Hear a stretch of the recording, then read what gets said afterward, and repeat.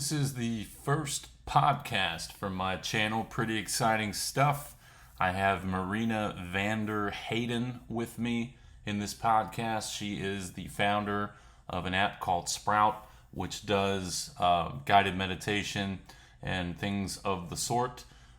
She is a yoga teacher, breathing expert. I don't know exactly how you call that, breathing technique expert or something like that. I don't know. She'll get into it, but pretty exciting stuff. I hope you enjoy the podcast. And as always, please leave comments and let me know what you think. All right, let's get to it. So, for the record, I am burning incense right now. Oh yeah? Yeah, which What kind of incense? this is patchouli. I don't know. Oh, that smells amazing. Yeah, yeah, it's coming through. Yeah. That's funny. Yeah, I just had to make that disclaimer because my TikTok account, I got in trouble for that. So Yeah, it's funny how people make assumptions just seeing a little bit of smoke, yeah, you know? yeah, Like I know you mentioned on TikTok that you find burning incense has been helpful for yeah, quitting. yeah, And I found that too. Like it's very soothing just to have that kind of aroma, right? yeah. And I kind of like, I'll even do that a little bit. I don't know if that's if that's not good. Yeah. It's like, come here. I don't know. It just helps me out for some reason. I don't know. No, I But get it. anyhow, so I just wanted to do a thing with you and get some of your take on healing and stuff like that, because you have clearly experience there. And I'd like to start off with asking a little bit about, like you mentioned the other day, that you're like a holistic something something, and you're a something something, and you're a something something. What are those things? What are those things that you are? Yeah, so on a search for my own personal healing and growth, I became a meditation teacher. I also studied advanced principles of mindfulness. I became a hypnotherapist, and I've also studied cognitive behavioral therapy and breath work. So, and emotional intelligence. So it's kind of a combination of a bunch of things that I combine together for, I guess, holistic emotional well-being. Oh no, you froze. I don't know what happened. Oh no, I think you froze. Yeah, you froze too. So, Weird. It shows that we're still recording, so all right, cool. Let's keep it going then. all I mean, right. honestly, like for me, just real quick, I want us to be as natural as possible, and like, I know you're a fan of that too. And there's a past version of myself that would be like, I gotta make sure we get this right. But in Yeah. reality, like, when I go back and do my editing, I may cut out like this part or something, but it's just going to be just continuous, and like whatever happens like I don't necessarily want it to be like I'm interviewing you or you interviewing me, we're just talking, kind of thing. So Yeah, I like that. It's a more but natural flow. yeah, but yeah, I would like to hear, maybe we won't get interrupted this time, what your journey's been like in terms of like learning to be a teacher of different varieties. Yeah, so basically it started with me going to therapy and finding that there was a disconnect between therapy and actually feeling good in my everyday life. And when I started my healing journey, I began with taking a course in advanced principles of mindfulness. So that went over how mindfulness affects your daily life and different practices for mindfulness eating, exercising, breathing, meditation. And then I became a hypnotherapist because I was looking to get into kind of the depths of consciousness and how our unconscious minds affect our conscious reality. And then I became a meditation teacher because there's a lot of parallels between hypnosis and meditation. And then I became a breathwork teacher as well. And I also studied emotional intelligence and cognitive behavioral therapy. So I've kind of combined all of that into holistic, emotional, mental well-being practices that have really worked for me and friends, family, and people that I've taught as well. So Yeah, yeah. and now you've turned those all those teaching and those learnings and just your overall life experience and everything, and it's getting funneled into an app that you're creating too, right? Yeah. So I loved meditation apps when I started the healing journey, and I've tried pretty much as many of them as you can try. And Mhm. I noticed that there was a disconnect from what I was learning to manage my emotions in therapy and through cognitive behavioral therapy and emotional intelligence to my meditation practice, because sometimes when you're in a really agitated state, or you're distracted or angry or upset or hurt, it's much more difficult to meditate.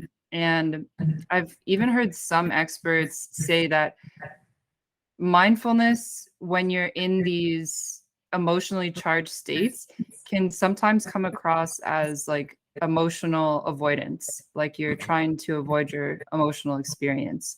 So what I did is I combined all of these practices with emotional intelligence, individual emotions, so people can meditate based on how they feel.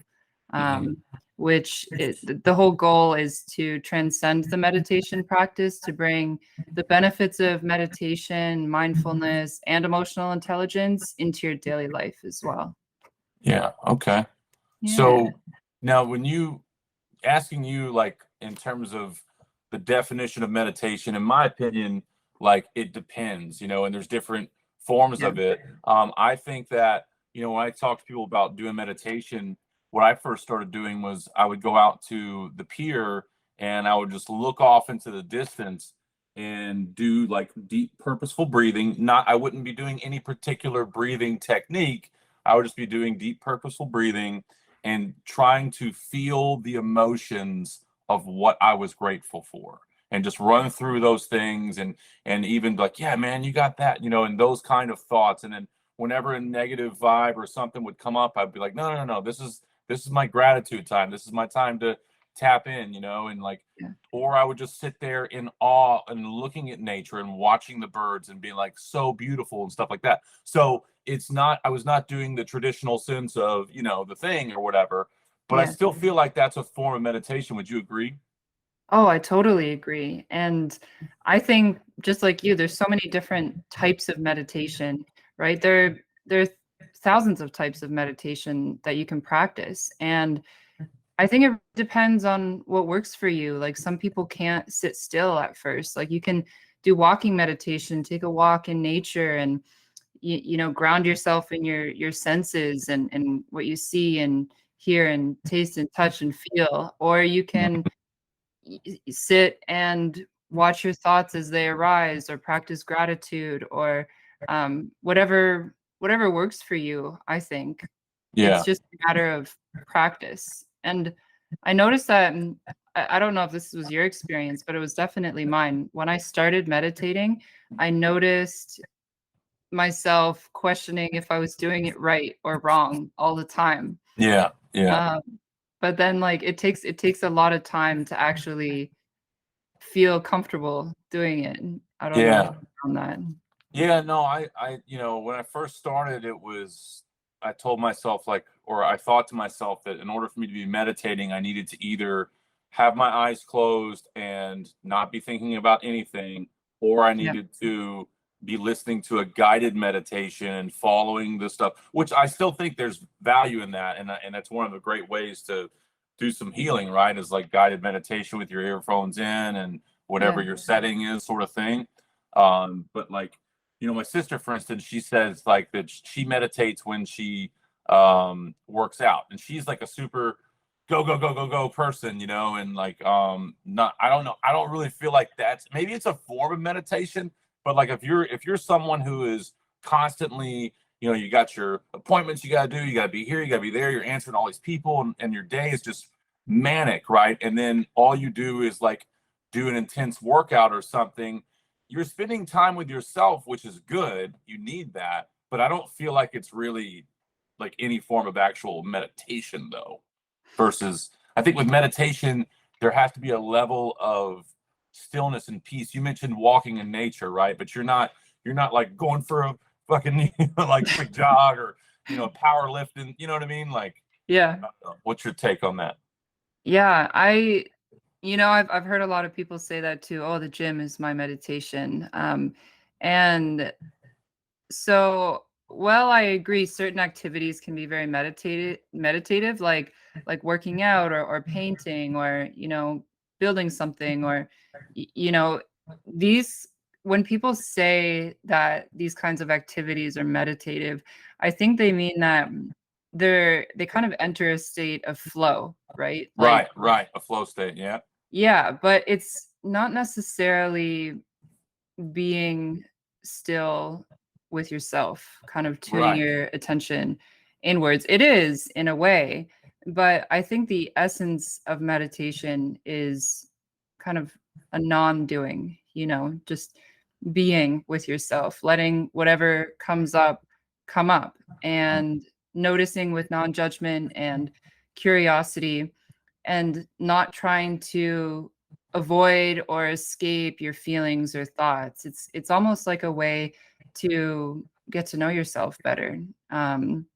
So I think that a lot of people have different takes on it, but I wouldn't say that working out, because like you're thinking of reps and sets and Yeah. workouts, like it's not really the essence of meditation in itself, in my opinion. Yeah. So that actually brings up a question for me too. Like when it comes to doing inner healing, you know, Tony Robbins, I think he said something at one point. He's like, when I have something, he said, when he has something negative pop up in his life, he allows himself, whatever it is, a minute, 2 minutes to be like, oh fuck, and then he calls himself back to a center point and realigns his focus and moves on, sort of thing. And so you mentioned, when you're meditating, you acknowledge whatever comes up. In my form of meditation, I've done like the guided stuff and everything too, but my favorite form is what I mentioned before, going out in the morning. So when Hmm. I have a negative something pop up there, I'm like, no, we're not looking at it that way. That's not the way we're looking at it. And then I go somewhere else. In your opinion, should I actually sit with that when those negatives? Should I sit there and be like, okay, well, why? Why do you feel that way? Or is the way that I do it where I'm like, no, hey, we're good, Phil. We're good. You know what I mean? Like, and then I refocus, So there's my difference there is like I'm not really sitting, I'm saying like, get the fuck out of here. I'm not doing that right now, sort of thing. Well, like there's a time and a place to sit with your emotions, right? Like Mm. if you're in the midst of a conversation or some sort,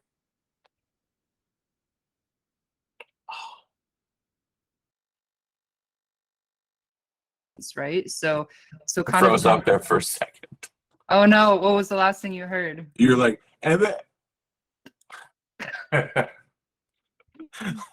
I'm sorry, you're gonna have to pick up right Point? right when you started talking. It was like, Oh so, no. yeah, How about now? Is it good now? yeah, no, it's good now. We were flowing there, We'll pick it back up. Okay. So so basically, yeah, what I was saying is I think when you're having a conversation with someone, or you're at work, or you're in a circumstance where you can't necessarily take that time to reflect, Mhm. I think those are the times when it's fine to compartmentalize your feelings and kind of set it aside for later and tell yourself, oh, I don't need to focus on this right now, and kind of quickly shift your perspective or reframe a thought. But Mhm. during meditation, I think it's interesting, or it can be very therapeutic, to approach your emotions and negative thoughts or challenging thoughts with a perspective of curiosity, kind of Mhm. seeing where they come from, what they've arisen to tell you, if they're rooted in reality, feeling Mhm. them in your body.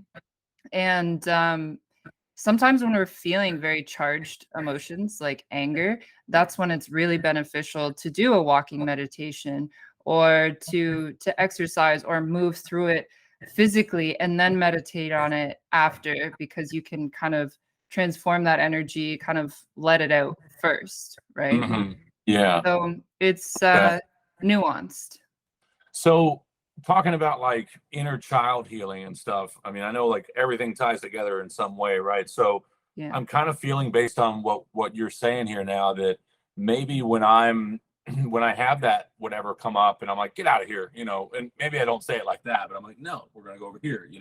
Maybe in a sense I'm telling my inner child to sit down and I'm not paying attention to what he's feeling or feeling uncomfortable with or what he needs some comfort with, maybe. Maybe, yeah. Like, I think a lot of the way that we are raised in North America is to be obedient and to listen to what we're told. And we kind of we kind of do that with ourselves in adulthood, and tend to judge thoughts or feelings as good or bad, like you should or shouldn't have this, and you should or shouldn't do this or that. Um, and like if you think it's maybe coming from your childhood, it could be, right? Because that kind of programming goes really deep. Yeah. But that that's what I mean. Like it takes a lot of time and perspective to kind of get to the root of why we're feeling what we feel and like where things actually come from, because it's sometimes so far beyond our conscious comprehension. Right. Okay. How long have you been doing your inner healing? Sorry, I'm moving this thing. Um, well, I think I know it's like you're always doing it, right? Like it's always happening. yeah, I'm and like trying to stop this from going on screen. Carry on. all good. It seems to stay lit for a long time. That's Yeah. nice. All right.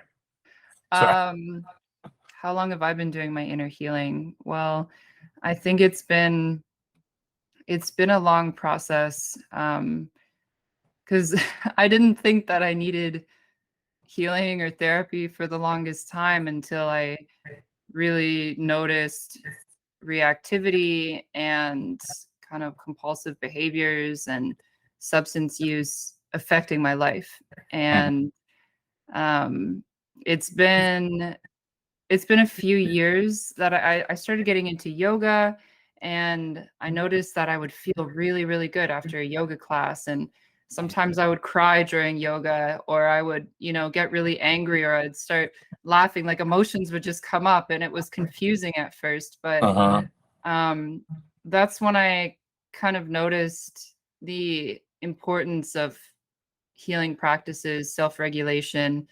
And then I met my therapist, my current therapist, 2 years ago, Mhm. and we really had a good connection. And she really helped me go deeper into like inner child stuff, kind of circumstantial issues that I've dealt with. And it was really hard, and I haven't been doing much therapy lately because I think it kind of comes in waves, like it's cyclical, like things come up, or you're triggered, or you feel a really intense emotion, and then you kind of dig deep and you deal with it, and then you apply what you learned to your life, and you keep Yeah. going, right? So Yeah. Yeah.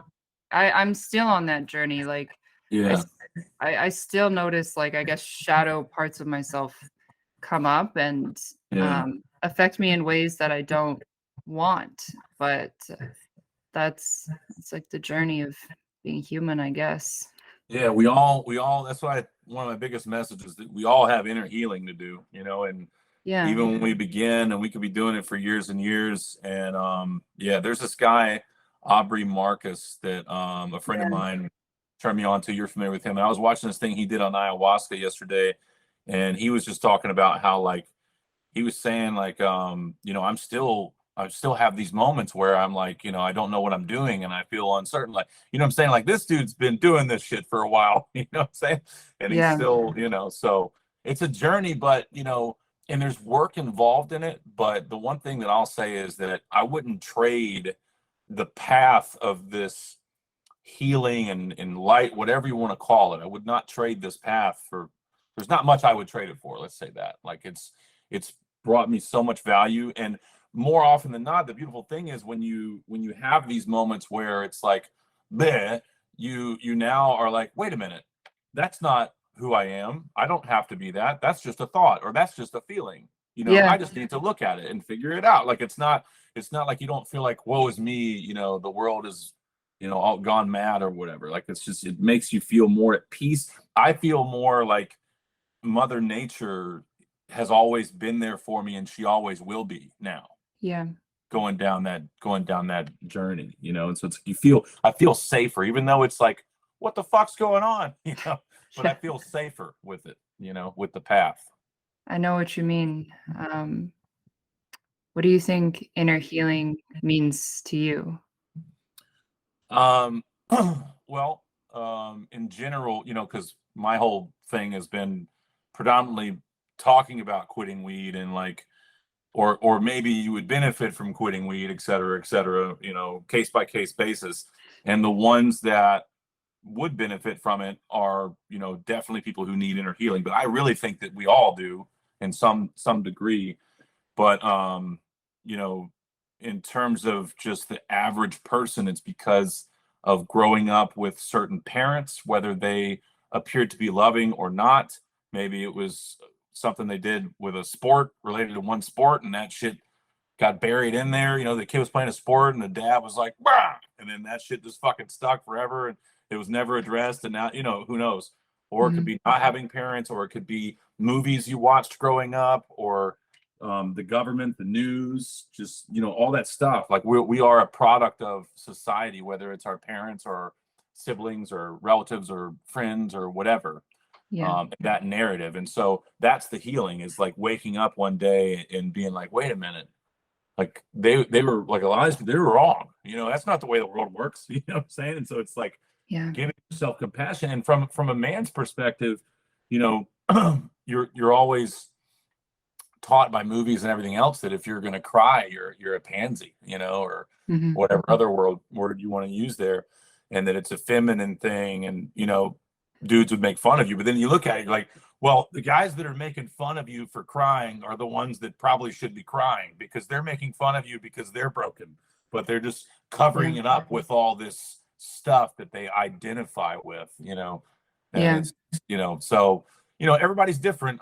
But for me, it's what I've realized recently. I don't know if we talked about this before, but what I realized recently is that there's a part of my inner child, and I also have realized recently too, it's not just inner child, right? It's inner 5-year-old, inner 10-year-old, inner 14, inner 18, inner 22-year-old, all the Yeah. way up to 5 years ago person, whatever. Like, they all need some love, like, it's gonna be okay, kind of thing. Yeah. But one thing that I realized prominently for me is that I'm still operating at a subconscious level of looking for the approval of my older sister, and like, I want to sit at the cool kids table and with her, like, like when we were younger, like her and a couple of the older would sit at one table, and then me, and then we would sit at this table, like that kind of thing. I want to be, oh no, look at me, I'm doing good. You think I'm doing good, right? Is it? Yeah. No, it's good, like that kind of thing. And then there's the other part of it, that's the inner child that just wants to be cool, like, he just wants to Yeah. be cool. He wants to meet up with a group of other 10, 12-year-old kids, and we're all at that age. No confusion to the fucking algorithm. When you're that age, you meet up with these other kids, and you want them to think you're cool. And if you didn't really get, I think the biggest thing is, if you didn't really get a solid, we talked about this, I think, emotional relationship from your parents, that can be a huge part of that. And I'm getting the tinglies talking about that. You get the tinglies, it's like you're onto something. Yeah. um so for me, that's what it is in 6 months ago, before I decided to take my journey of really sticking with the laying off the weed, which also played into some family loss. Like, I lost my mom and my dad in the last couple of years. And so like my dad being a narcissistic sociopath, when he died, gosh, I'm sorry, now I'm going off a thing. I'll wrap this up in a second. But so my mom passed away in November of 2020, but that's up in Georgia. And we weren't going to go see my dad because like we just weren't seeing him anymore because he was like a monster. I mean, let's just call it what it is. He was a monster on this planet. And we think he drove my mom to an early grave. So we never really went back up there. So when he passed away and we went up there, it was the first time I had walked into those doors since seeing my mom, Wow. And so like then it's like everything hits you at once, And so that was a huge trigger point for me. I also got let go of the job that I was working for at the time, right at the same time. And so it's like I'm stripped of all of these things that I kind of had identity with. And I think that really set me on the path then. Now, granted, at that time I was drinking. I had just quit drinking because I've been trying to battle these things for so long, for a few years now. And I had just gotten to 22 days not drinking when I found out that my father died. And that was like the longest stretch that I'd gone without drinking in a while. And I was like, well, I guess we're going to start drinking again. You know what I'm saying? So then I drank and like processed that shit for like a month, but then, or whatever. And then I started and like really sticking with it. And I don't really know why I went off on that tangent, but that's what started my inner healing journey. And so now I know that there's a lot of different ways to do it. The positive self-talk it's relationship with self, I think. In essence, inner healing to me is relationship with self. And I never had a relationship with myself. All of my good feelings of whatever came from me getting other people to laugh at me and like me and laugh at my jokes. And I want them to be happy around me, people pleaser. Yeah. And there was no time for me. I didn't, Tom Bilyeu says, what's most important in life is how you feel about yourself when you're by yourself. When I first started hearing him say that, I'm like, what is he talking about? I don't get it, but now I get it. And it's some work though. I know that. Yeah, it's a lot of work, and like you said, it's connected to so many different painful parts of ourselves and parts of our past. And there's even like trauma is such an overused word now. Right. But the pain that we feel is not just the bad things that happen to us, but it's also the good things that never happened to us, right? And like you said, when you don't get that strong emotional connection from your parental figures or caregivers, you kind of tend to look elsewhere for that, like whether it's from an older sister or friends. You want that external validation, right? Yeah. And I like that quote that you just said, because I truly believe that the relationship we have with ourselves is projected onto our relationships with others. Yeah. And it's funny, like I have people that come to me and they ask me, like they'll start leaning into something relative to a relationship. And I'm always like, hey, I'm not touching that one.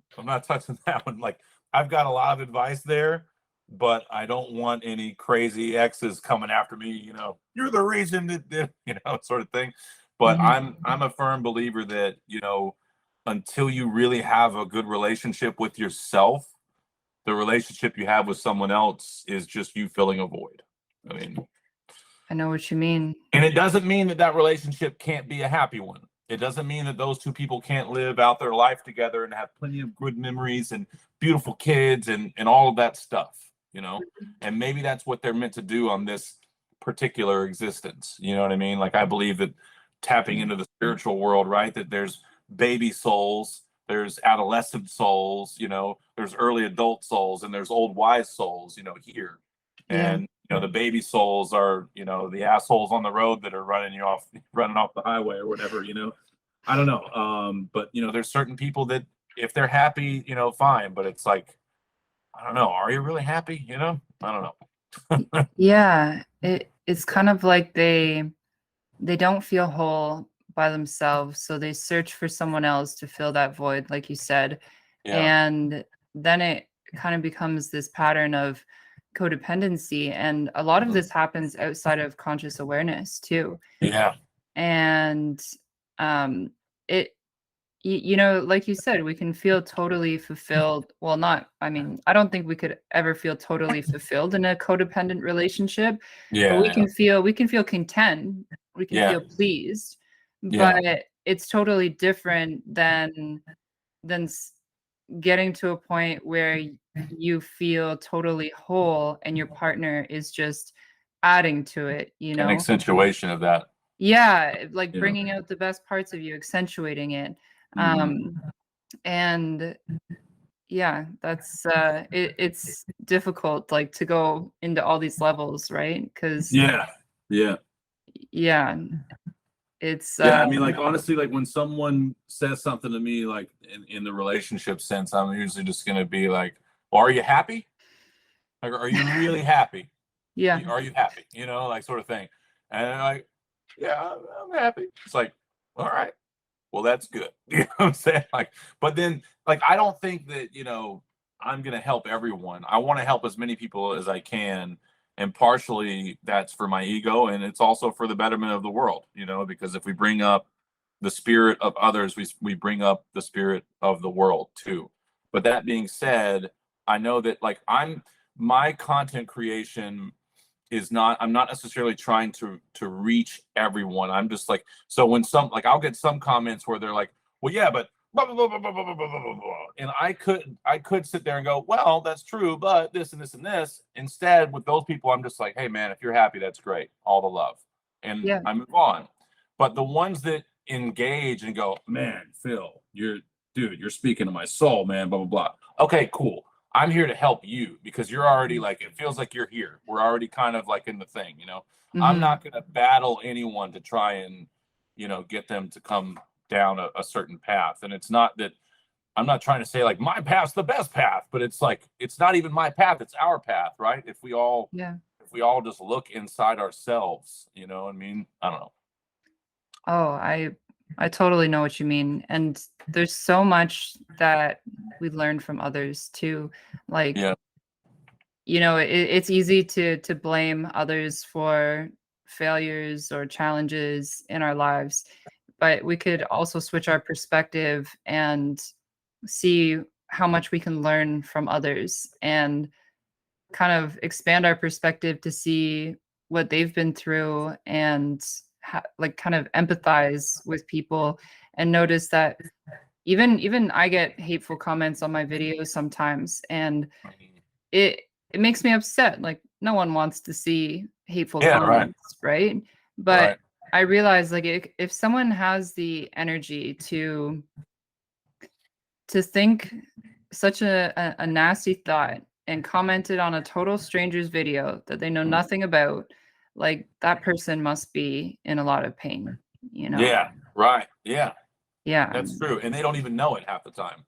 Yeah, And they're because just they're filling their whatever by, blah blah blah, or they're shopping at Amazon all day, or they're, yeah. drinking every night, or they're doing something to not be present, to escape being themselves. Yeah, like projecting their pain or trying to avoid it or numb it.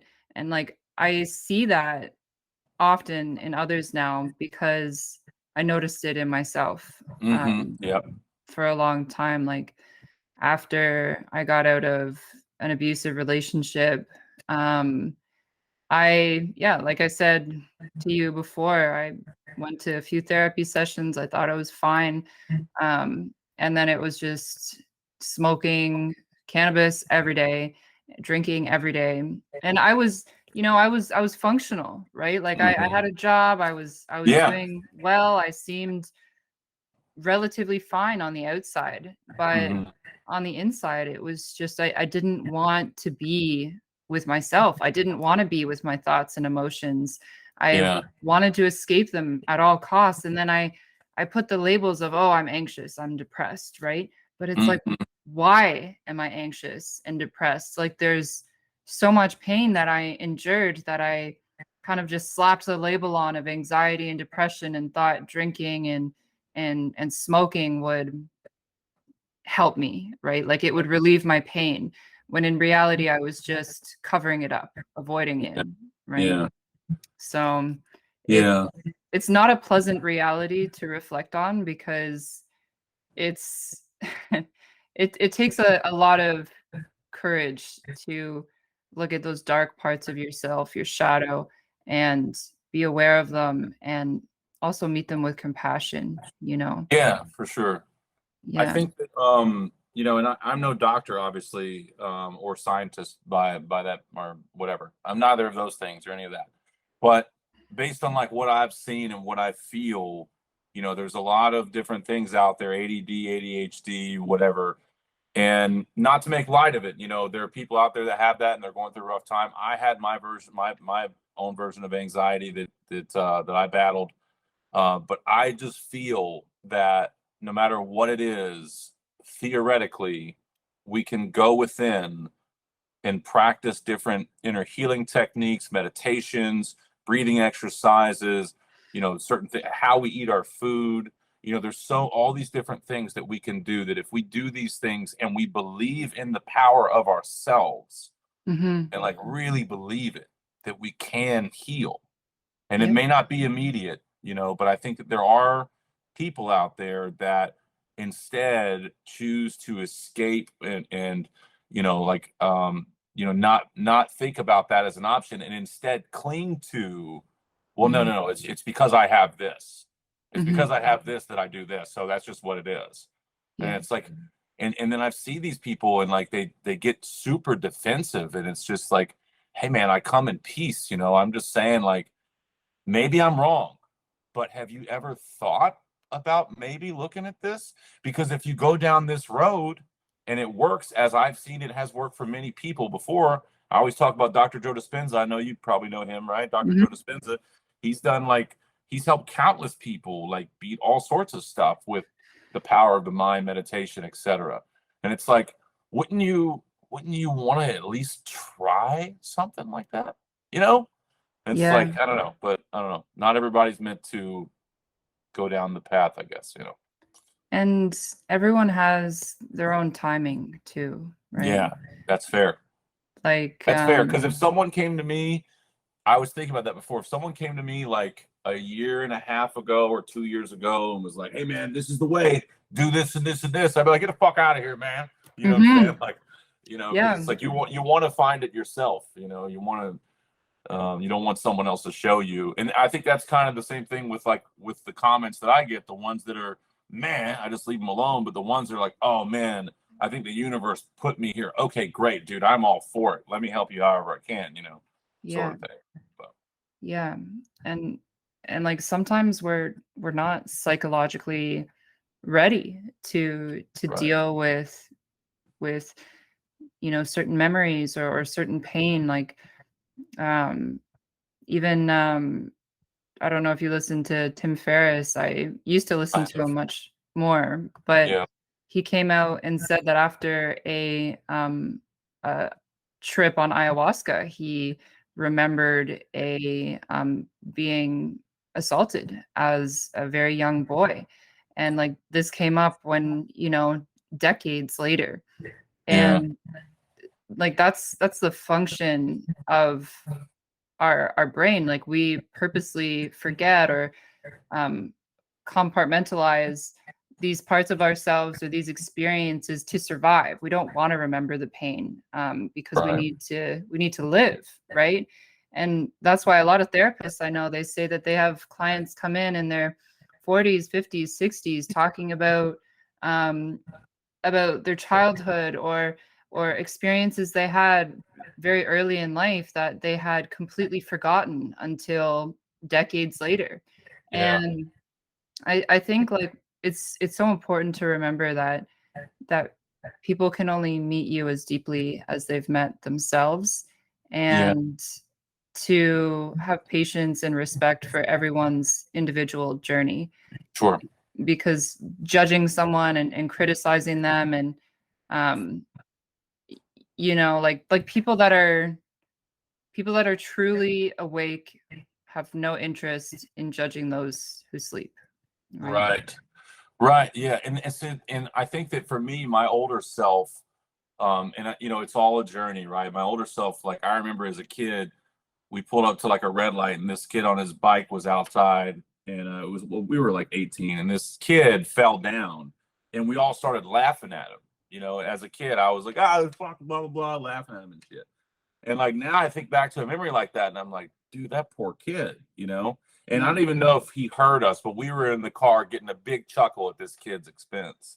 And Hmm. at that age, like, now I can look back and say, well, I was looking for validation in my friend because we were laughing together at this poor kid. And for some reason, that's how that worked. But Yeah. now that I'm reaching this point, I'm slowly, getting there where I don't want to, judge anyone. And sometimes maybe there's moments where that comes in a little bit. But I'm definitely, more and more becoming at peace. And that's where I use that term baby souls. And I don't know if anyone else has ever said that, but like that's in my head, like, oh, they're a baby soul. And you know what? Hey, babies will be babies, peeing Yeah. and pooing on themselves, and so Yeah, I know what you mean. And can't get mad at a baby. right. So Oh, that's that's an interesting way to see it. I like that though, because it's kind of brings in some empathy, right? mhm. Um, and I made this post the other day that really kind of riled some people up about this Carl Jung quote where he says, anything that irritates us and others can lead us to an understanding of ourselves. And Yeah. then I was talking about how um, when we get irritated, that can show us our deeply held values and beliefs, but it can also, or like this goes for like judgment, anger, like anything we feel towards others. This can be mirrored back in our own parts of ourselves that we may not want to acknowledge are there because it's so much easier for us to see the shortcomings and the failures and the embarrassing things that other people do, but Mm, it's so much more difficult to see it in ourselves. Not to say that we should blame ourselves, but it's just kind of like a good exercise of reflecting, like seeing, like kind of integrating the darker parts of our psyche with the lighter parts. So yeah. I know. And also hindsight is 2020. Like we're never going to be perfectly aware, perfectly regulated. But I've done that a lot where I've looked back on past versions of myself, things that I've done or said and thought, oh my God, like how could Yeah. you have done that? How could you have said that? That's so embarrassing. And Right. then I remember that embarrassment is really just a fear of other people's judgment. Yeah. And Yeah. that almost everyone is thinking more about themselves than they are about you. So that's kind Right. of what I remind myself to just let that shit go, right? Yeah. That's one of my favorite quotes right there. I want to get that as a sticker on my next car that I'm gonna get. Which one? Well, the one where it's got like the picture of the Buddha, and then on the bottom it says "Let that shit go." I want to Yeah, slap that on the back of my car. I have that in my bathroom. Oh, that's awesome. That's awesome. Yeah. So on my side, I froze up. I'm not frozen on your side, am I? No. Still same. Okay, cool. Well, it doesn't matter on my side. So I wanted to ask you, and this is for my people, because I talk about inner healing a lot, and I a lot of times I'll say, go Google inner healing and find what works for you. I have my things that I do, but you have, a lot of knowledge in that department. So if you were to highlight, let's say, whatever, top three, top four, top five practices that anyone can do, or whether it's writing a letter to your older self or your future self, or breathe, or whatever it is, like what would you know throw out there? So that's a great question. I think there are so many different healing modalities, Right. and um, it's hard to say what's the best because we all come from our own subjective realities, Hmm. um, and different techniques work for different people at different times, right? So what I would say is to try anything that you can, really. Like whether it's meditation, hypnosis, mindfulness, just being mindful of like everyday activities, journaling, gratitude, therapy, even working out or tuning into the sensations in your body. Like there's so many ways to heal yourselves, and there's so many levels too. Like it's not all just in your head. I tend to think that healing is holistic, and holistic is an overused word too, but like holistic just means as a whole. Like we have to look at ourselves as a whole. Like we're a mental, emotional, physical, social being. And that's why it's important to recognize your needs as interconnected and try various practices to meet those needs, like find a sense of community, join a club, have people that you can talk to about different things in your life. Write, like on an emotional level, if you're dealing with your inner child, like one thing that my therapist told me to do is to write a letter to my younger self when I was 5 years old, 10 years old, 15, 20, and so on. And tell myself at those ages what I needed to hear. And that was very therapeutic for me. And things I do on the daily, I meditate, even if it's 2 minutes of just breathing, tuning into myself, seeing what's going through my mind, seeing what I'm feeling, going for walks. What about audible self-talk? Like audible self-talk? Oh, like so that's something that's really interesting. I've started doing that. Is you take videos of yourself. So it's almost like a video journal. You can just do that on your phone. Take a video, talk about whatever comes to your mind. And like that's very healing to just get it out audibly. And sometimes like you can delete it, you can leave it, you can watch it back, and it can be a really valuable self-reflective practice. But what about not videoing though? Like just voice notes or walking. whatever. Well, no. You're just walking around, like you're in your place walking around, and you have a thought come up, and you start talking to yourself right then and there. Yeah, and you know what? Go for it. Why not? Like I've found that it's helped me. There's some study I saw where it said that internal thoughts. If you think to yourself, something good, it's good, whatever, like that's helpful. But when you say it out loud, it's like 4 to 7 times more powerful than if it's internal. So I've been doing that a lot. Like, and I'll say, like, I tell people in some of my videos, like, you pass the mirror in the morning real quick, come back to it and be like, hey man, you fucking rock. You know that? You're a good dude, like that kind of stuff. It always makes me feel really good when I do that. And in the shower too, I take at the end of my shower, I go straight cold. So it's like a normal shower, and then the last 45 seconds to a minute, it's like as cold as I can get it. And I'm always doing like positive affirmations in that time, and like stretching out, and like just it's like my fucking like recharge moment. But I found that it's helped me tremendously, like audible, because the video thing you talk about is funny. Like that's how I started my YouTube channel, was basically it's a journal, and of course I'll go in and edit stuff, but a lot of my content, like I just fucking talk out whatever's on my head, and then I hit upload. You guys enjoy it now, Right.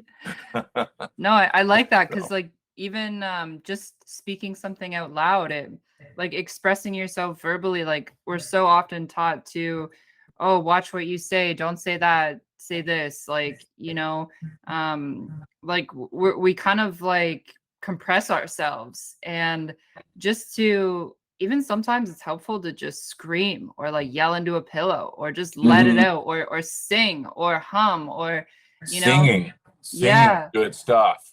I forgot about that too. Like I like to make little songs that like pep me up, about myself, and start dancing around and stuff, singing. That shit'll put you in a good mood. And your dog probably loves it too, right?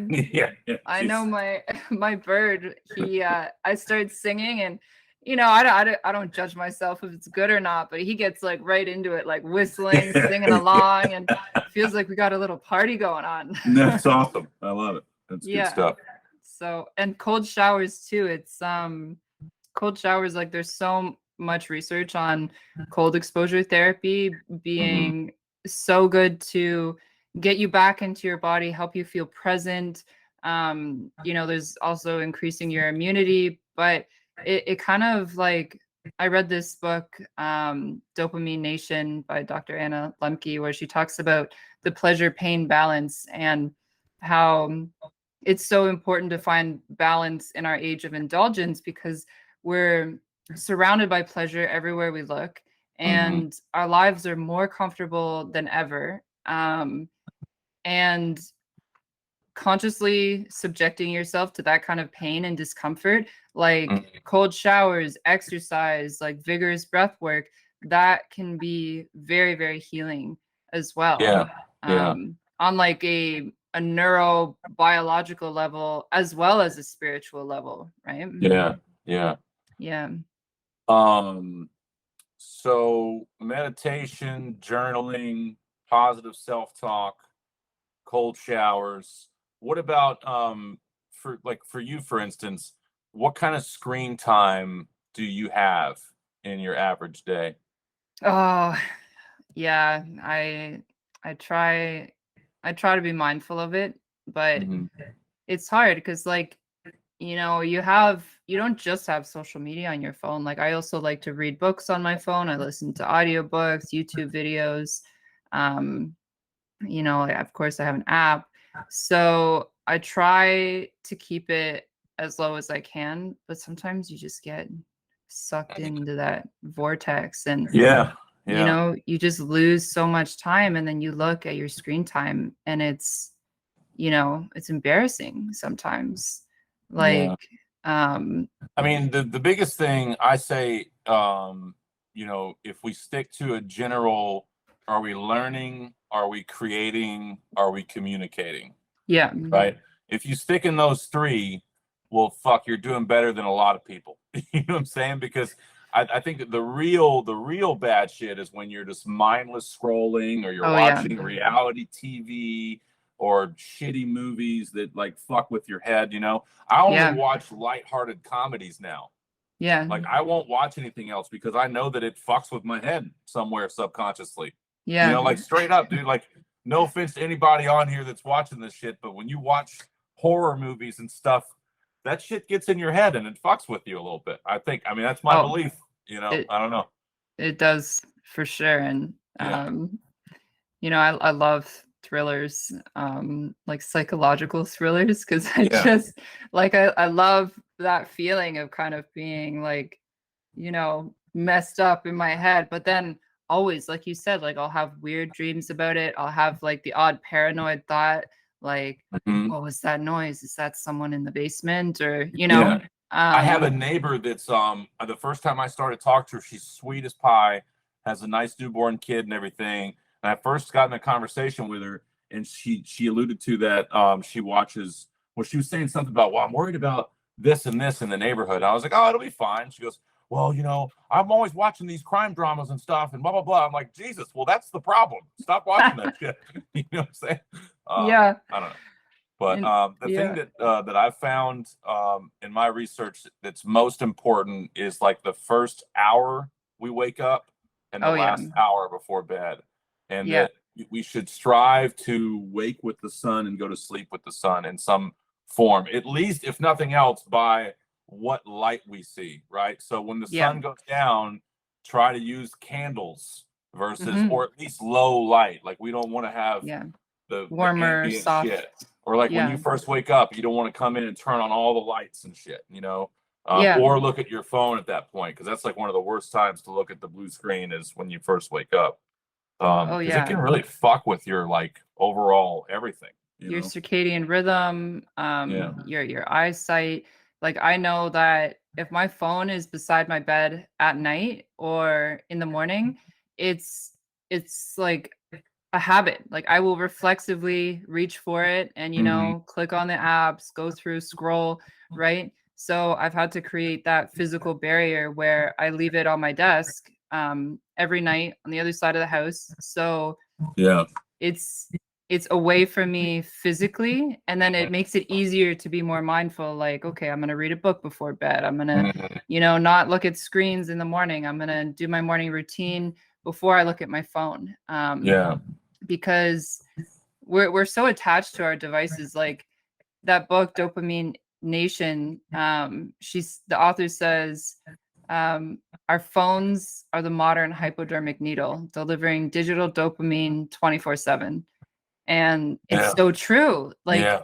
it's just so easy to get reeled into every notification, every hit of dopamine, of pleasure, of the next post, right? The next exciting thing. And then over time we need more and more of it to feel good, to feel something. Yeah. And before we know it, hours and hours and hours and days, Mm-hmm. probably weeks every year are spent mindlessly scrolling. And like, Yeah.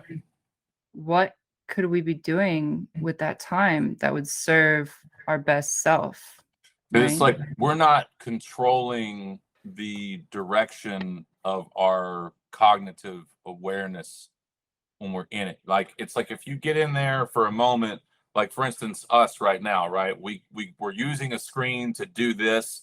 Once we're done, if we go outside for a walk for 15 minutes before doing anything else on a screen, there's so much benefit there, right? But like if we go straight to the screen and scroll TikTok for 20 or 30 minutes, that version of ourselves after that moment is going to be less inclined to want to do stuff. We're going to be a little bit more Yeah.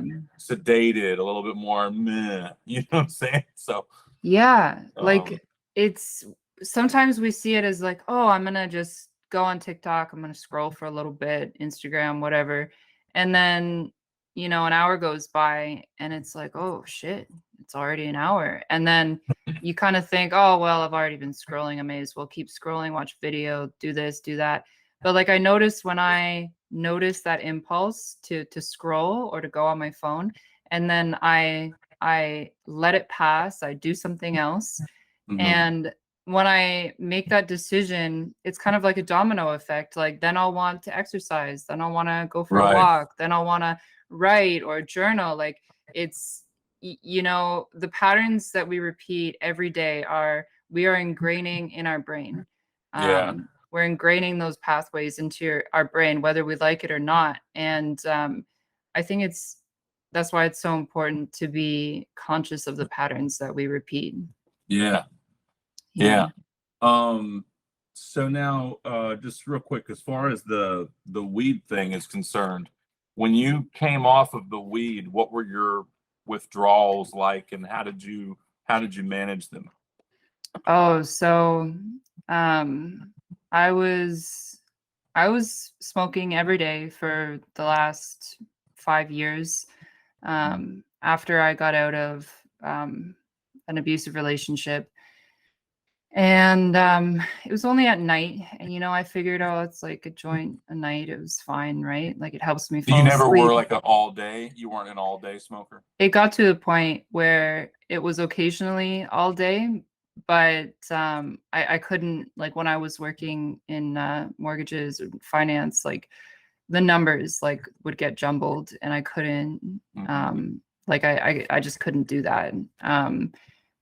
But So like was it on like right when you got off, right when you logged out of work, it was like fucking shit, give me that weed, like Oh right yeah. then, or Like that was like my reward at the end of the day. Like that was what helped me relax. And like I just thought everything was better with weed. Working out, you know, watching TV, doing everything. Like it's just, oh, you know, it's a way for me to help me turn off my thoughts Mhm. that just are incessant.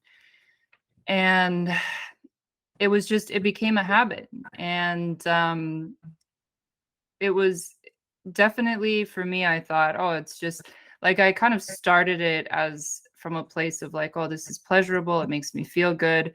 And then when I noticed that I was smoking every single day, it as like a form of like, or when I got stressed and anxious and I had to consume it, it was like, this isn't coming from a place of merely seeking pleasure. It's also coming from a place of avoiding pain. And then I started experimenting with going off of it for like a week or two.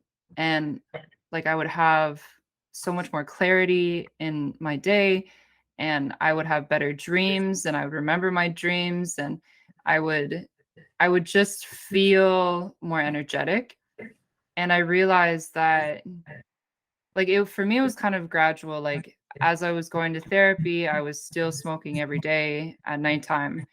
And as I was working through some of my like emotional issues, perspective issues, um, it was kind of gradual. Like I started to come off it because I started gathering the tools to be able to manage my thoughts, manage my emotions, ground myself, connect to myself, understand why I'm feeling and thinking the ways that I am. And honestly, cannabis was amazing for me for those 5 years that I was in a lot of pain and suffering a lot of anxiety. And it served me. It helped me escape. It gave me what I needed at that time. But as I grew, I realized that it's not something that I'm always going to need, because I want to be able to be with myself.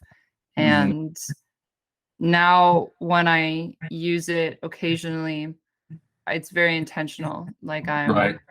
like I'll do all my stuff that I need to do for the day. And then I'll like, whether it's for creativity or, whatever it may be, I use it more intentionally now, like without the coming from a place of pain or avoidance or Escaping or whatever. Yeah. yeah. Yeah. So it's more intentional now. And I think it's helps me feel more in control, less. Yeah. Yeah. Can I ask you how much it is now? Like how often? So now it's about every 2 weeks. Okay. I'll have some.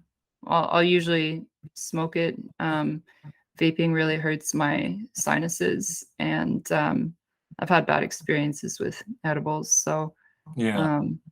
And when you do it, are you typically by yourself? yeah, I don't. Yeah. I don't like. I don't like consuming it around other people, because I tend to get very reflective and creative, and I kind of withdraw depending on the strain, of course. But yeah, I like it by myself better. Do you What ever about- go out and sit like amongst all those trees behind you there and smoke and just like talk to the trees when you're high? Oh yeah, How does that go? I'm super curious how that goes. So there's a lot of trails where I live, and I go down the road, and there's this big like aggregate pit that's like been restored, and there's this rock at the top of it, and you can see Toronto in the distance. And Oh, cool.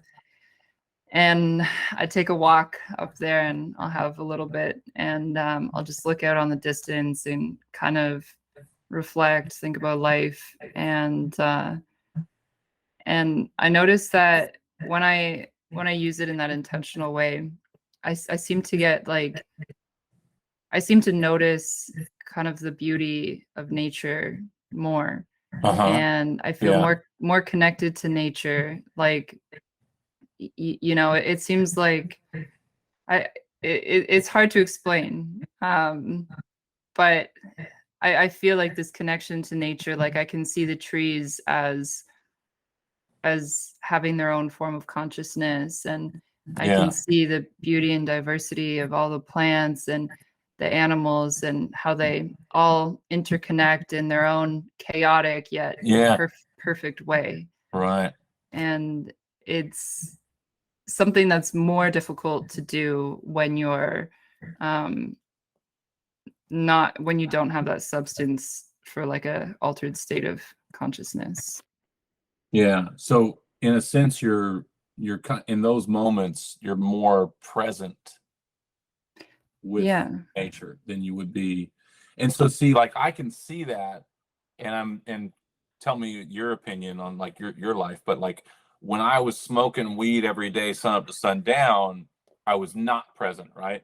But that's Hmm. because I was using it to escape. I was using it to not feel. I wasn't setting intention. It Yeah. was just a fucking vice or whatever, right? So it made time just like fly by, Christmas to Christmas, rolling around, like where the fuck am I, kind of thing. Yeah. But I could totally see that if I take it and I go out to nature and it's on occasion and I'm by myself and I set intention, I could see that being a transformative experience. Yeah, it's very transformative. Like you said, if you go into it with the right intention, because I think like a lot of, not every substance, but a lot of substances used with that intention can be incredibly therapeutic, Hmm. and not just like, taken at a party or to avoid a feeling, or Right. like it is very medicinal when you treat it as such. Yeah. Not like a crutch, right? Because like how much of our pain that we avoid with substances comes from our, a disorder that we were born with, or something that we can't control, and how much of it comes from a lack of self-care, Right. right? Right. Yeah. Yeah.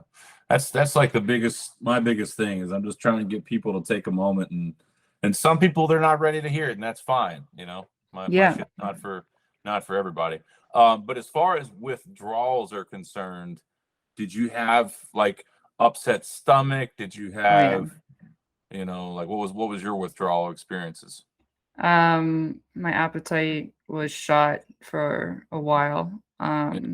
Because like the way I kind of ate before is I would not eat too much during the day, and then eat like most of my calories at night. Hmm. And yeah, I would just wasn't very hungry at all. I felt very irritable, very Hmm. irritable. Yeah, right. I know that one. Yeah. Yeah. And it's to the point where it was like I hated myself for being that irritable and lashing out at people, because I didn't want to be that way. Yeah. But I knew that was withdrawal. Yeah. And um yeah, and also sleep. Although I had good dreams, I found I really had to exhaust myself during the day with exercise or walking, to actually sleep, because it wasn't as easy to go to bed. Like Right. Right. I was kind of used to just like, falling asleep on the couch, or like plopping into bed, like half asleep. But Hmm. then High and when, full, full and high. yeah, Yeah. exactly. But when you're not, it kind of makes going to bed uncomfortable. Like, oh, I Yeah. actually wash my face, brush my teeth, like take a shower, meditate. Like, wow, there's so much, awareness now. Yeah.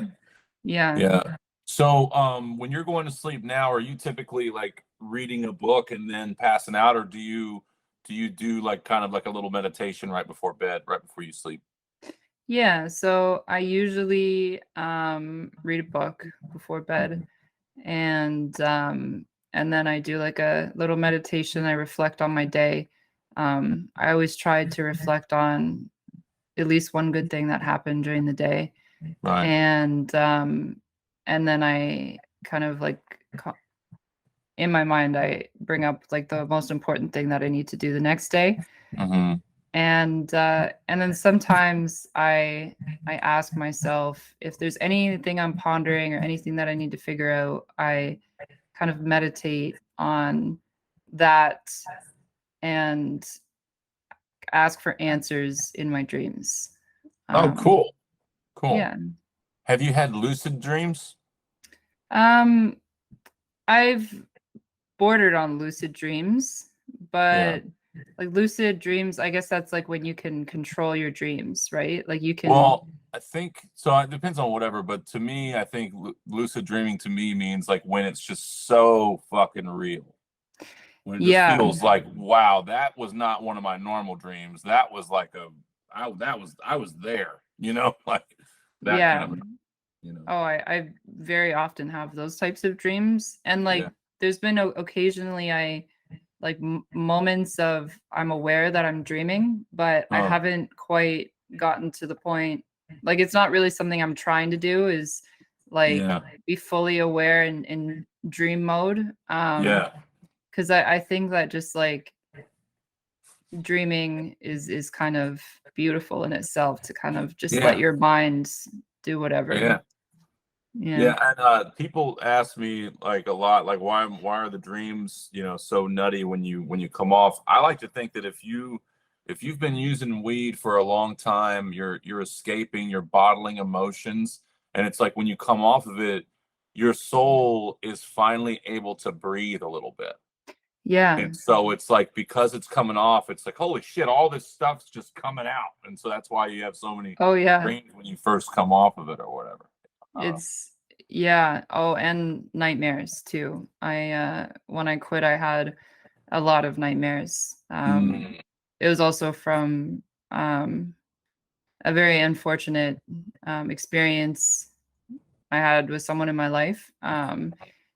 And yeah, I dealt with a lot of nightmares and night terrors. But as yeah, I continued therapy, and that was also one of the reasons that I liked that I smoked because I didn't yeah, want to dream.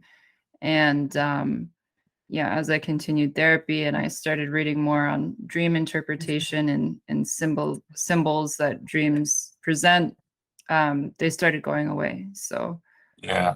yeah.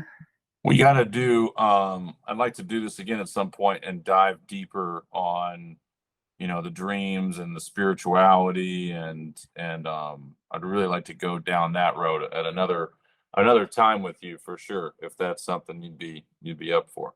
Yeah, and for sure. There's so much to talk about. Like it's just emotional, mental, physical well-being, spirituality, science, like it's all interconnected.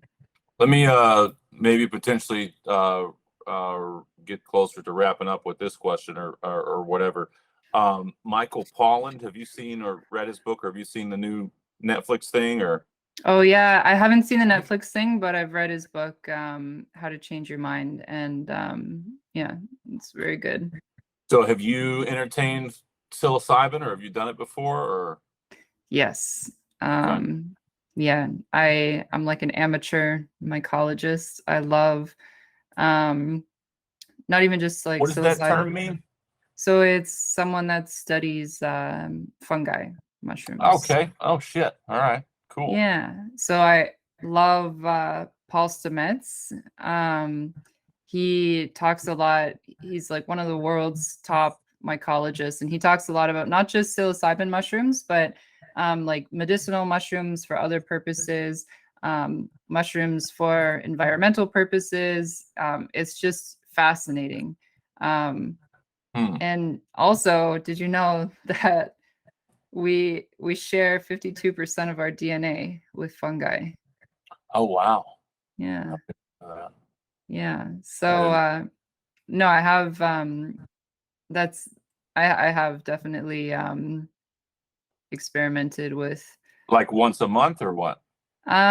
so the way I see it is when I feel very energetically stuck in my life, like there's something that I need to figure out, or like a energetic block, a mental block, an emotional block. Um, I like a creative block, even. I like to use it usually seasonally, or like, yeah, maybe like 3 times a year, Okay. um, to kind of for a reason. And then I find that that lasts me for quite a long time, actually. Yeah. When you do it, do you do it where you're doing like you're covering your eyes and you're listening to like Beethoven or something, or how do you do it? So I've done that before, but what I like to do is I like to prepare my body and my mind. So I like to exercise, shower, meditate beforehand, eat something, and then have my journal, like art supplies, and then just kind of let myself. go where I need to go. And usually that's like expressing myself creatively, writing, painting, Yeah. yeah. Or sometimes it's like moving. I'll like dance or love dancing, Yeah. Okay. or like yoga or movement because it's yeah, you can feel like very energized sometimes When on it. you're doing it, are you doing micro I guess my question is, do you do a varying of micro, etc. Like, or are there times when you do it when you kind of go into like a different realm sort of thing where you're not like, like where you're tripping almost? Like, do you do that or what? Or does that uh happen? I've done that. I think your tolerance can build to it a little bit. I mean, I don't use it very often, but I've microdosed and not felt anything, and then I've taken like a larger dose and felt not a lot. So it just depends on like how much you've eaten and what your state of mind is. And so like I'll usually take like when I it depends on the purpose that I'm taking them, but like usually 1500 milligrams. So not too much, but Your average time doing it, you're not like, you're still seeing the world around you, but your brain is thinking differently. yeah, it's almost like my brain becomes hyper connected. Like I'm just able to perceive so much more. Yeah. What about you? Well, I'm actually close to doing it again. The only two times I've done it was, I think I was like 20 and 26 or something, right? So it's been, over 15 or shit, how old am I now? So I'm 41 now, so it's been a while, right? Hmm. But I'm actually entertaining, especially after learning more like from Michael Pollan and stuff. I'm like, you know what? I think that it might be a cool way for me to really dig deep into some of this shit. I've been doing inner healing work on my own, which is helpful by a lot, but I just feel like if I do that and I set proper intention and like, I think I can like uncover and make some more progress, I guess, for the soul. I don't know. Yeah, like there's a lot of research that says people that have had even one psychedelic experience um, have been able to see the consciousness in other living beings. Like I forget how much more than someone that hasn't, but Mhm. like in plants and animals, and seeing like able to see the interconnection of things and the bigger picture, I guess you could Right. say, Right. which that's a major component of psychological and emotional well-being.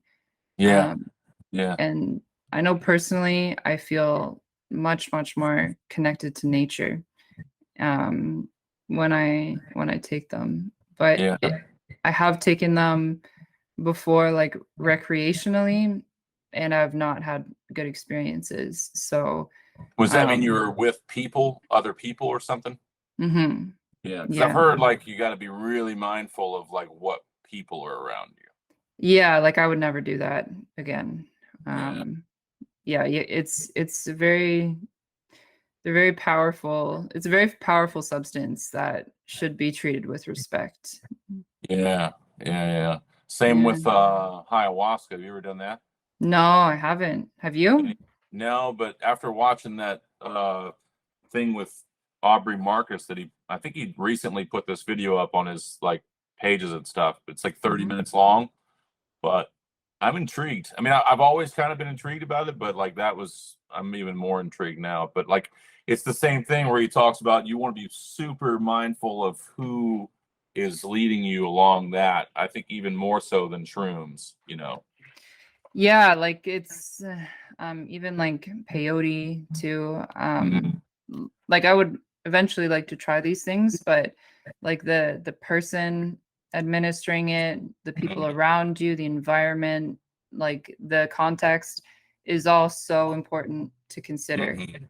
Yeah. So it's yeah, it's something to be very careful about. So, do you have any questions for me or? Um, I had one question for you. Okay. Um, what makes you feel like your best self, or what makes you feel most inspired? What makes me feel most inspired? I think that I think I'm still working on there's so many layers for my inner healing to get to the point of feeling inspired. Like, I mean, you know what's crazy is like I don't even know, man. Like I don't even know if I've ever that's kind of fucked up. I don't even know if I've truly ever felt inspired or if I have felt it and I just didn't know that that's what it was. You know Or what I like mean? your best self? Like, or what helps you feel closest to your best self? Hugging a tree. Yeah. To be honest with you, like I never thought I'd say that, but I was kind of in a funk actually this morning and I was riding my trail and there was a tree that when I ride my bike, I normally go past, but every now and then I feel called like, hey, turn right and go see your tree, you know. But it's also on a path, it's on a path where sometimes people are there too, and I'm still not to the point of my journey where I'm like hugging trees in front of a fuck ton of people. You know what I'm saying? Which I'm sure I'll get there at some point. I'll just be the crazy hippie. But you know, no one was down there, and I went down there, and I leaned up against it and rested and talked to it for a second, and then before I left, I went up and just gave it a big squeezy hug, and I let that rest for probably like 15, 20 seconds. You know, just like a good hug, and I walked away from that like like it just felt so good, you know. But Mhm. aside from that, like, you know, being around my niece and nephews makes me feel good. And more recently, when I go on bike rides and I let the sun hit me and I'm controlling or I'm mindful of the direction of my thought and I'm thinking about the things that are going right for me, and that sort of stuff is good. But there's a lot of work to do. I think, you know, comedians, which I've always kind of likened myself to a comedian, even though I've never gotten paid for it or done stand up. But I can relate to comedians in a lot of ways. And most comedians, you know, I mean, a lot of comedians are broken. You know, they're broken people and they get their validation and laughs. And nothing against it. It's a beautiful craft. And I look up to many comedians. But the reality is we're all broken in some way.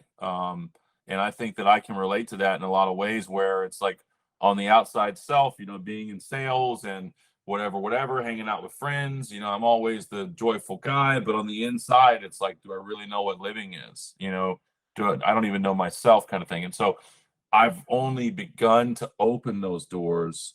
But I can tell you that I'm more I'm more influenced by energy now, so if I'm on the phone or around someone who is negative, it fucks with my energy more so than it did before. So when I spend time with, you know, I have a friend that's local. Her name's Angel, and she's super awesome and on her spiritual path too.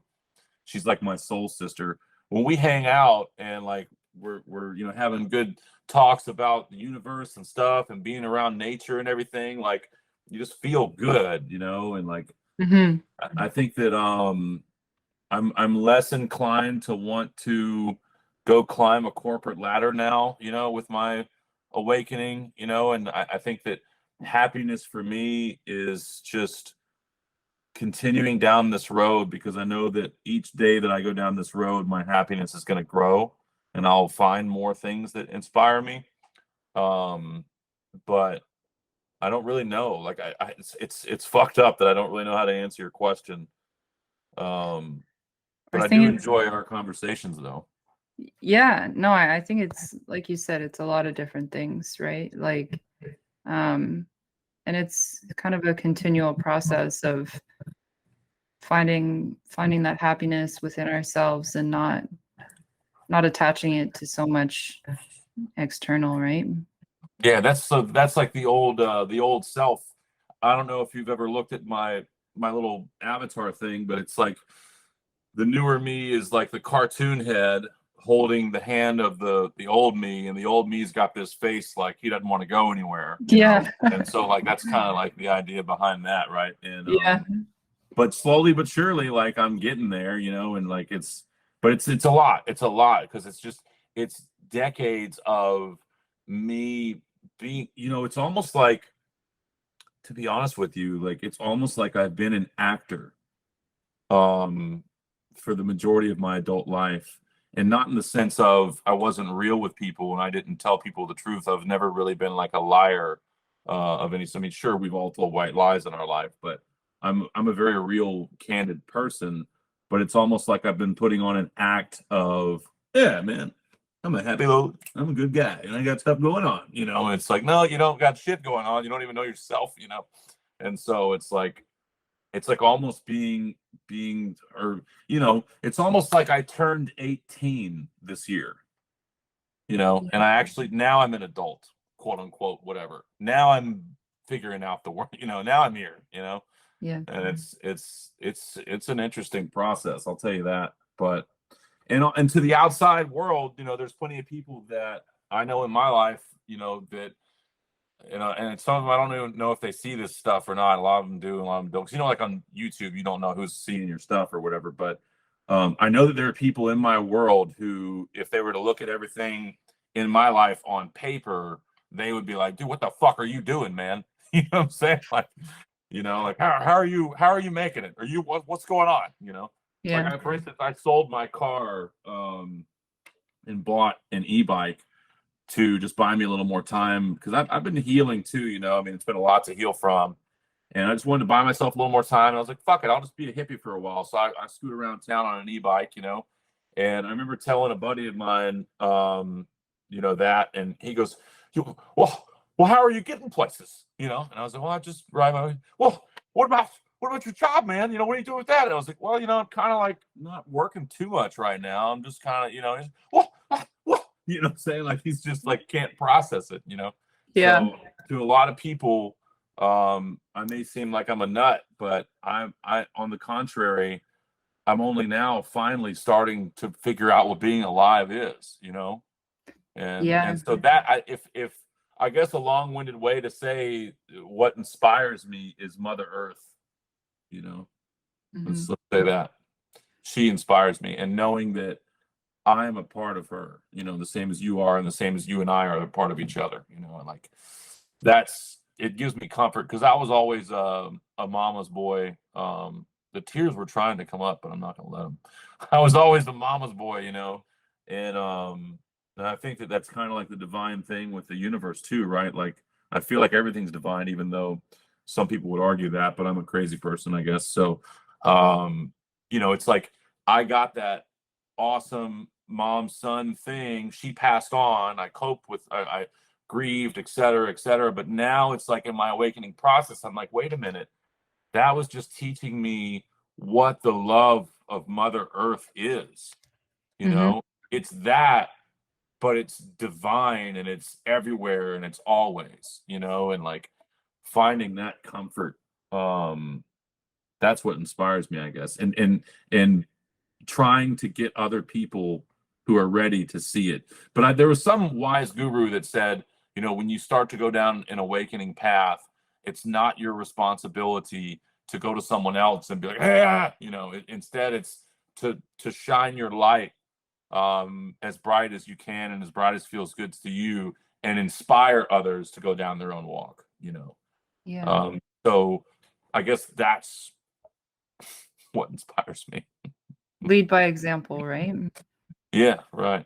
Yeah. So, and hopefully, you know, people that watch our stuff will get a little bit of that, you know.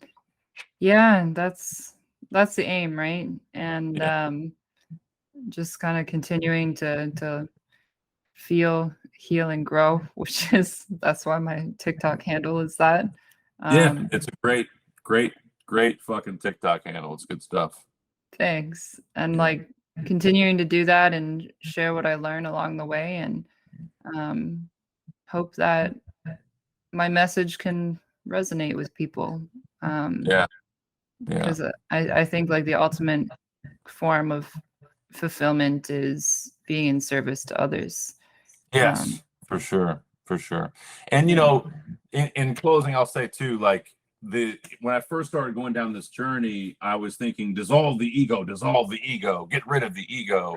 And Mhm. now I'm more like, okay, no, I don't think that's it, because we wouldn't have the ego if it didn't serve some form of purpose, right? So it's more, be aware of the ego. Don't Yeah. let the ego ruin shit. Don't let the ego hurt other people's feelings, be humble, etc. But for me, like, I want to help people, and the people that, maybe not everybody can see it, but the people that I engage with, they say they can feel it. I know that they can feel, because they say they can feel it. They're like, I'm being with them, I'm being present with them, I'm being real with them, I'm sharing with them. I want them to grow too, like there's enough room for us all to get on this happy, island kind of thing. But even so, it doesn't mean that it's always going to be easy. And I also kind of forgot where I was going with that too. So there's that. I do that all the time. But yeah, Yeah. like the ego definitely serves a purpose, and it shouldn't be demonized like it is That's in what it was. That's what it pop, was. pop psychology. Yeah, that's what it was. Right. And the general term, like the average person, ego, you say ego, they think it's one thing. It's like, that's not even what it is. I mean, does that go in there somewhere? Maybe a little bit. But so what I wanted to say was, like, all that considered, I like the idea of growing my influence and creating a coaching platform to help others. But I'm also going to be like, hey, look what I did. Look what I built over here. This is pretty cool. You know what I'm saying? But it's not from a place of, I don't want to go get the fanciest car and wear the fanciest clothes and pull up somewhere and look down on people. You know what I mean? Like, I'm No. not that person. That's like when your ego is like, that's some problems. You need to address that or whatever. I don't know. But Yeah. And like the ego is everything we think we are. Like it's everything. It's the self, like what we consider ourselves, and the ego kind of shows us as separate than others, which is protects us in a lot of ways. yeah. But I think it's important to balance the ego, to be aware of it, how it affects us, hmm and kind of it how it influences our interactions in our life, Yeah. right? Right. And even other people, when they, like you said, when that your friend of yours seemed kind of flabbergasted that you sold your car and you weren't working too much now, and Yeah. Yeah. like like that's an attachment of the ego of how we think that we should be as humans, right? Right. Like what is good or bad, right or wrong. And in reality, like that Shakespeare quote I shared with you, there is nothing inherently good or bad, but thinking makes it so. And Yeah. I Right. don't know if that's like the exact quote, but that's Yeah. That's yeah, the essence of it. Yeah. Yeah. yeah. Because like Yeah. that judgment, that thinking, like that is the ego, right? Yeah. So Yeah. it's interesting to think about. Yeah. Right on. Right Cool. on. It was Well, this was a great chat. I'm glad we were able to do this. yeah, me too. We'll have to do it again for sure. The next one, we should totally go down like a let go of whatever. Let's just talk about some spiritual shit and go into it. You know what I mean? Yeah, let me I want to do see. that for sure. Um, I totally agree. There's so Yeah. many topics to discuss. I'm just gonna see if I can stop the recording. Should I do that now? What's Or that? should we like sign off or Like, anything? say that we're signing off? What do you mean, for the video? Yeah, I don't know. Goodbye. No, I mean, other than and that'd be funny if that was like the end of it. Like, what were we talking about? No. Peace and Yeah, love. yeah. Peace out, everybody. Yeah. Yeah, no, we'll definitely do more stuff for, yeah. I mean, I don't know. Well, one thing is, you could say whatever you want to say, but comment below.